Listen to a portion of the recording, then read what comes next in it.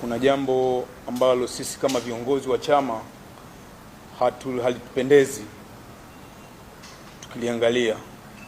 Sisi tulifanya uchaguzi wa kumchagua mwenyekiti na makamu mwenyekiti, lakini kwenye kumchagua mwenyekiti na makamu mwenyekiti tulikuwa na ahadi nao. Kwa bahati mbaya mwenyekiti yuko ndani, lakini makamu mwenyekiti yeye anaendelea na ziara mbalimbali kwenye mikoa na wilaya na majimbo mbalimbali. Lakini makamu mwenyekiti anachokifanya sisi kama viongozi wa chama hatujakipenda, sababu anapita kwenye mikoa, kwenye wilaya, kwenye majimbo, anachangiwa fedha na wadau na viongozi na wanachama.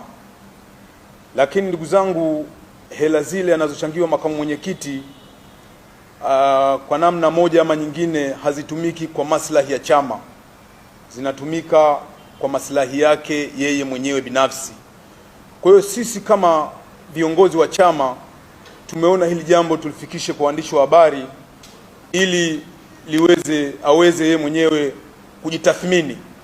Lakini tulikuwa tunaomba, kwa sababu zile fedha zilichangwa kwa ajili ya kukisaidia chama lakini hazisaidii chama, sisi tunaona kwamba makamu mwenyekiti hafiti kwa kipindi hiki, na tunaomba aachie ngazi, apishe uchunguzi ili mambo mengine yaendelee.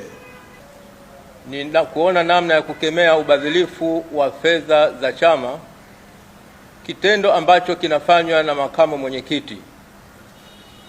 Kwa hali hii, kama nilivyojitambulisha kwamba mimi ni mjumbe wa baraza kuu, tulipitisha agenda kwenye mkutano mkuu wa usimamizi wa fedha na taratibu zake, lakini mpaka taarifa tunaipata zimeshuka mpaka kwenye majimbo kwamba makamu mwenyekiti anafanya ubadhilifu wa fedha, kitu ambacho kinakatisha tamaa wanachama na wapenzi. Mwenyekiti wetu wa chama taifa kiukweli ameng'ang'aniwa kule mahabusu kwa kesi ambayo imekwisha, haina mashiko.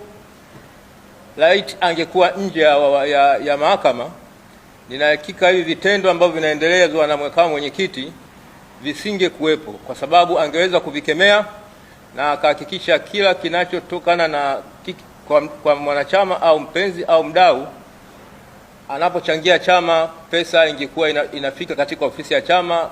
Mratibu mkuu ni katibu wa chama taifa, angeweza kutoa tamko kwamba sasa hivi chama kimepokea michango ya hisani kiasi fulani.